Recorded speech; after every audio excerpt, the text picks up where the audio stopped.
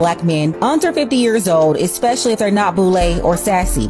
Listen, the sassy men, they've been supporting Kamala from day one. Like Van Jones, Don Lemon, Bakari Sellout, Roland Martin, John Legend. These questionable men with their questionable behavior, she had no problem getting them on board. And we all know why, no need to go there today. Yeah, the Boule Divine Nine men, Steve Harvey, Ricky Smiley, Ben Crump.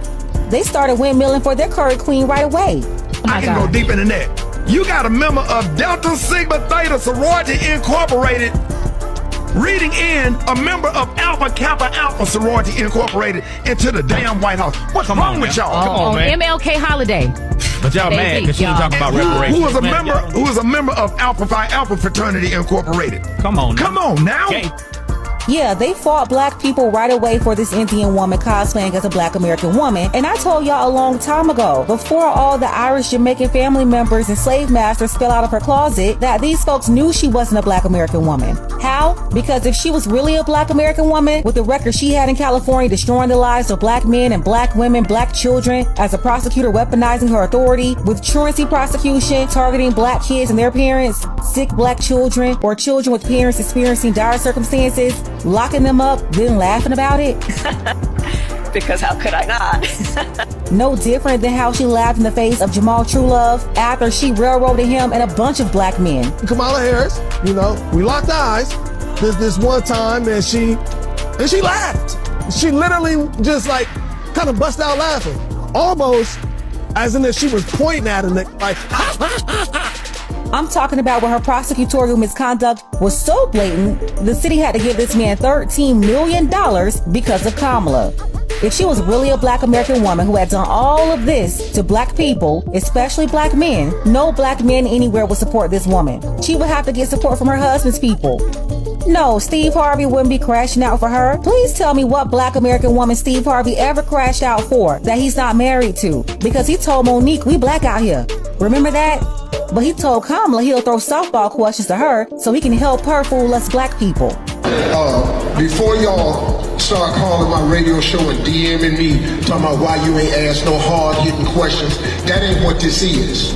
I'm throwing a lob. This is an alley-oop for a dunk. Because this administration needs to get the word out of what they're actually doing and what they're actually accomplishing. So we can stop all this foolishness about what you're doing for black people.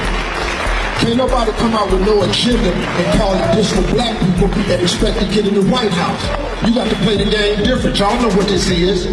So now this next question is another lob for her to dunk. See the difference? Well, that's exactly what the black faces did, who Kamala decided she would use to try to get more support from black people. Like Beavis and Butthead or All the Smoke.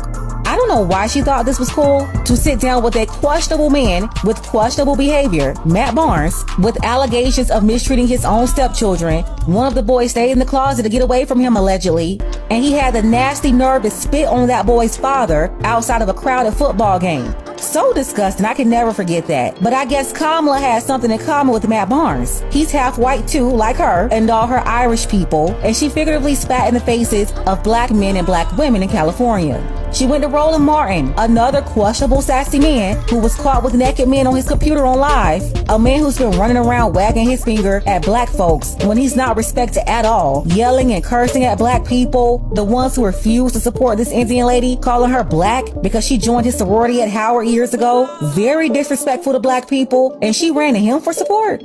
Then the shade room. She sat down with another man that's good at reporting, but he's very similar to Don Lemon. Well, she's already got that crowd. If you're having a problem getting straight black men on board, you don't go talk to the Don Lemon types or the Roland Martins to gain favor with straight black men. It won't work. On top of that, the Shade Room is the biggest anti-black American platform that's also been cosplaying as us too, just like Kamala. See, all these organizations and these people she sat down with, they all have something in common. Then she sat down with Charlamagne the God. He's been on the radio pushing LGBT and very sketchy behavior to all the little black boys listening to that show with their moms every morning. It's millions of them. The show that's also been the #1 promoter of black feminists, programming the minds of little black girls and black women for years now. They've been pushing these agendas for years, wrecking the minds of impressionable souls every day. And he's on her side, by the way. He will never hold this lady accountable because of all his wacko feminist friends. They'll have a complete meltdown. And that matters to Charlamagne because he's extremely loyal to them. I'm talking about the black feminists like Tamika Mallory, Angela